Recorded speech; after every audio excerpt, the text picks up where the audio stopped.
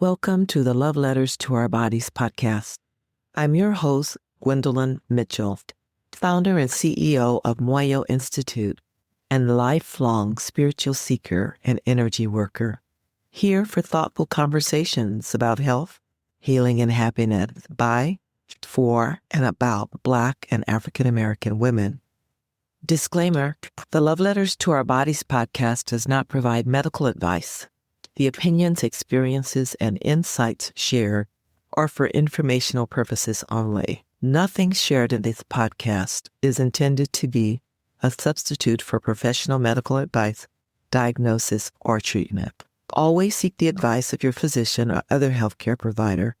Don't disregard or delay seeking it because of what you've heard on this podcast. Thank you. Are you ready? Let's dive in.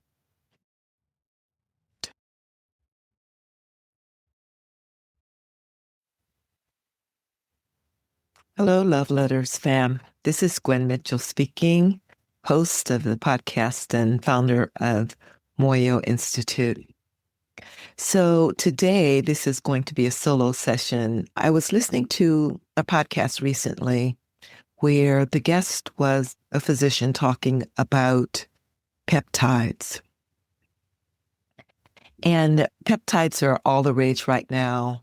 They're these molecules that are being produced to address every conceivable condition almost. The GLP-1 drugs are made up of peptides. And apparently in the summer sometime, the FDA is going to be approving 7 more. This is all the rage in the health and fitness community. And it really brought to mind some early work that preceded what's happening today, but was very important in terms of laying the foundation. And I want to pay homage to that work. And also, I want to remind us about the body's incredibly amazing capacity to produce what we need for it to heal.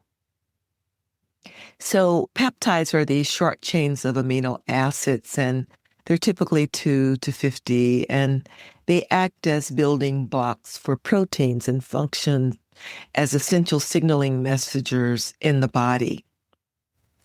The reason we know about peptides is because of the work of Dr. Candace Pert. Back in the 70s, she did groundbreaking research looking for the opiate receptor in the brain. And this was connected to research regarding painkillers and morphine and what causes particular reactions in the body. And what she discovered was that there are receptors on every cell in our bodies. So let me just say that these findings were considered groundbreaking at the time, and really they paved the way for what's happening right now. When I heard about Dr. Candace Pert, it was in the early 90s, and it was so profound at that time that something shifted in me, not just intellectually, but in my bones, because what she proved in the laboratory was something that healers and spiritual teachers and wise women have known for generations, that your emotions are not separate from your body. They live there, they speak there, and they heal there. So if you're navigating cancer or loving someone who is, this matters deeply. And what Dr. Pert discovered changed everything. So let's just talk about her for a second. Dr. Candace Pert, who was she? She was a neuroscientist, and she was a part of groundbreaking research early in her career. And she went on to work for the National Institutes of Health. And she was actually the leading neuroscientist who made the discovery in the 70s of that opiate receptor that I mentioned. But that discovery was just the beginning, and she spent the rest of her career uncovering what was something far more profound and something she wrote about in her groundbreaking book about peptides. She called that book and this phenomenon molecules of emotion. So Candace's findings were simple and revolutionary. Your mind is not just in your brain, it lives in every cell of your body. Here's how she explained it. Your body communicates through these tiny chemical messengers called peptides and receptors. You can really think of this system as like a Wi-Fi system today. And the peptides are the keys and the receptors are locks. And when a key finds a lock on a cell anywhere in your body, it delivers a message. Very similar to when the Wi-Fi is sending signals to the computer, the peptides are actually signaling to your cells.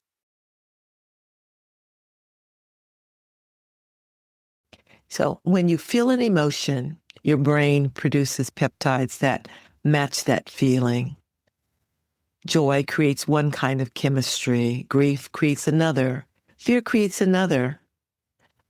Love creates its own kind of chemical. And those chemicals don't just stay in the brain. They travel through the bloodstream to the heart, the lungs, the gut, the immune system, every organ, every cell.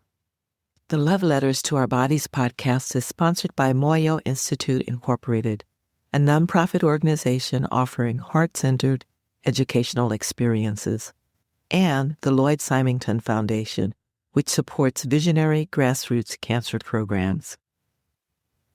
Dr. Pert called this the BodyMind, one word, because she insisted that you cannot separate the two. What you feel emotionally, your body experiences physically. They're one system. So what happens when emotions get stuck? Many of us, and I speak particularly to the women in this community, have spent years holding on to things, swallowing grief, pushing down anger, smiling through fear, and taking care of everyone else while quietly setting ourselves aside. Dr. Pert found that when emotions are chronically blocked, those chemical messengers don't just disappear. They accumulate in the tissues. They disrupt the body's communication system. And over time, that disruption can compromise the immune system, the very system needed most when one is navigating cancer. And this is not about blame. And let me be clear,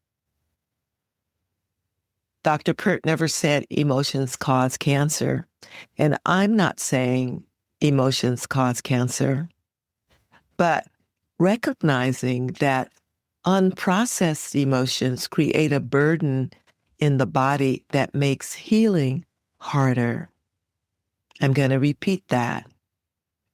Unprocessed emotions create a burden in the body that makes healing harder. And the good news is when we begin to move these emotions, to feel them, to acknowledge them, to express them and release them, we actually support our body's capacity to heal. So just like these emotions that carry the low frequency of sadness and hurt and betrayal, how they cause this burden in the body that when they are released, when they're seen, when they're witnessed, when they're acknowledged. And I often teach in my workshops that we actually delay our healing process by pushing our emotions away. We prefer to move out of that hurt and pain as quickly as possible. But really what we're doing is postponing the healing, and that our readiness to actually feel what is there, to allow what is there to be expressed through us completely, causes us to complete that healing process.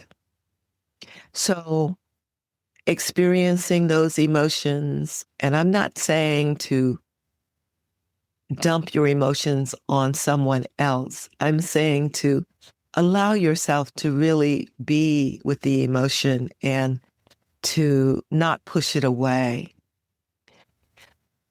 Laughter, for instance, sends healing chemistry through every cell.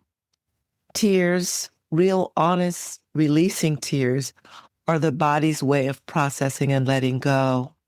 For me, it's like creating more space in the body. Human connection, feeling truly seen and heard, strengthens the immune system. And self-compassion, speaking kindly to your own body, even a body that is struggling, even a body that has changed and frightened you, is received as real chemistry by every cell. So let me say that again. Self-compassion, speaking kindly to your body. But I want to emphasize it's not just words that you say, but it's the feeling that is connected to those words that is a vital ingredient in this process. Those words have the ability to send healing chemistry, and that chemistry is received by the cells in your body. So what can you do right now? You don't need a laboratory or a prescription to begin dealing with this particular issue. Here are 3 places to start. Give yourself permission to feel. Whatever you're carrying right now, fear, grief, anger, exhaustion, hope, it needs somewhere to go. Journal. Allow those tears to flow. Have honest conversations. Use prayer and creative expression. All are ways of moving emotion through the body rather than storing it there. And my teacher also teaches that when you really listen to what's going on internally, you will get in touch with something even deeper than that particular emotion. You might find, for instance, that its cause is really rooted somewhere in a very early experience. It could be childhood. It could have been an early relationship.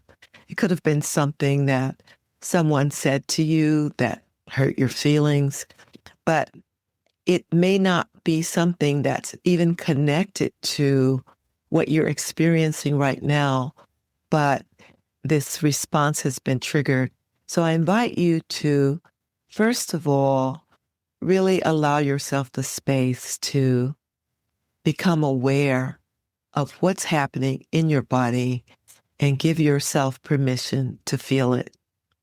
Secondly, change the conversation with your body. Begin to notice how you speak to yourself. Is it with frustration? Is it with shame? Is it with fear? And begin even slowly, even imperfectly, to introduce something softer. Gratitude, gentleness, understanding, love. Your body hears every word and feels the emotions that are attached to those words. And the other thing that I would suggest is that you come into community. Dr. Pert's research confirmed that Human connection changes our chemistry. When we sit together, witness each other, and say, I see you, I hear you, we create a healing environment at the cellular level. You're not meant to walk this road alone. So let's wrap up. Dr. Candace Pert gave us a gift. She took what wise women have always known and proved it in a laboratory. You're not just a body with a disease. You are a living, breathing, feeling, healing system. And every loving thought, every honest tear, every moment of genuine connection is moving healing energy through you right now. Every cell is listening. Yes, every cell is listening. So today, say something kind to your body, even if you have to dig a little deep to find it. Find something that is true. Say something that is true, something gentle. Your body's been carrying you through so much, and she deserves to hear it. She needs to hear it. We're expressing molecules of emotion, making our own peptides and sending them as messengers, chemical messengers for healing. Thank you so much for listening today. This is the Love Letters to Our Bodies podcast, and I'm Gwen Mitchell, your host and founder of Moyo Institute. Until next time. That's a wrap. Thank you so much for listening to Love Letters to Our Bodies, conversations on health, healing, and happiness. To find out more about the Love Letters to Our Bodies project, visit our website at moyoinstitute.org. That's MOYO Institute.org. Follow us on social media and subscribe to the podcast so you don't miss an episode. If there are topics you'd like for us to discuss, let us know. Remember, your body is beautiful, girlfriend. Love it.